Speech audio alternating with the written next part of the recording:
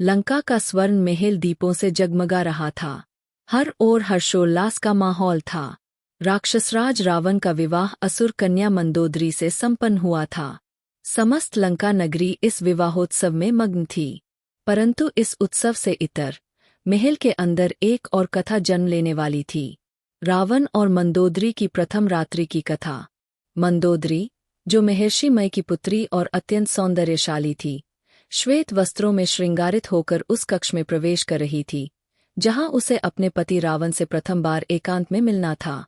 किंतु उसके मन में एक विचित्र उत्सुकता और भय दोनों थे। रावण केवल बलशाली ही नहीं, बल्कि महाज्ञानी भी था।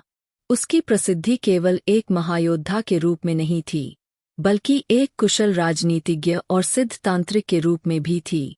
जब मंदोदरी ने द्वार पार किया, तो सामने सिंहासन के समान विशाल शैया पर रावण खड़ा था। उसकी आंखों में अद्भुत आकर्षण था। मंदोदरी ने जैसे ही सिर झुकाकर प्रणाम किया, रावण ने उसे कोमलता से हाथ पकड़कर ऊपर उठाया।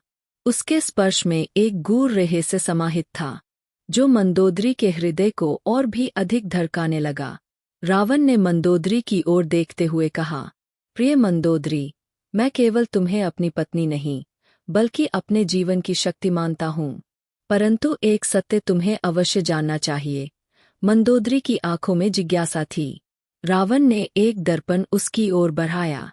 इसमें देखो और बताओ तुम्हें क्या प्रतीत होता है। मंदोदरी ने दर्पण में झांका और सहसा चौंक उठी। वहां उसकी छवि के स्थान पर एक अद्भुत छवि थी, एक अत्यंत सुंदर स्त्री, जिसके चारों ओर आभामंडल था। यह कौन है? मंदोदरी ने विस्मित होकर पूछा। रावण मंद मुस्कराया और बोला, यह मेरी नियति का संकेत है। यह भविष्य की छाया है, जो मुझे शक्ति प्रदान करेगी, किंतु मेरे पतन का कारण भी बनेगी। परंतु मैं चाहता हूं कि तुम मेरी शक्ति बनो, न कि मेरी दुर्बलता। रावण के इन शब्दों ने मंदोदरी को और भी अधिक आकर्षित कर दिया। उसके मन का संकोच धीरे धीरे समाप्त हो रहा था। उसने रावण के हाथों को अपने हाथों में लिया और कहा, मैं तुम्हारी शक्ति बनूंगी, तुम्हारी दुर्बलता नहीं। किंतु मैं यह भी चाहती हूं कि तुम अधर्म के मार्ग पर न जाओ। तुम्हारी शक्ति में प्रेम और करुणा भी होनी चाहिए। रावण कुछ पल तक मौन रहा। फिर उसने मंदोदरी को अपने समीप खींच लिया।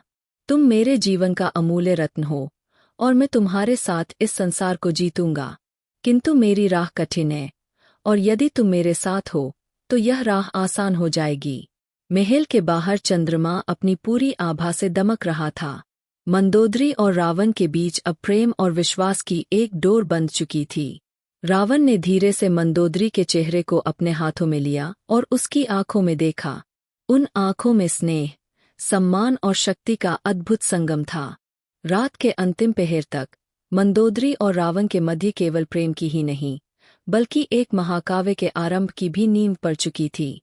यह केवल एक राजा और उसकी रानी की प्रथम रात्रि नहीं थी, बल्कि यह शक्ति, प्रेम और नीति की एक अद्वितीय गाथा थी, जो आने वाले युगों तक गूंजती रहेगी।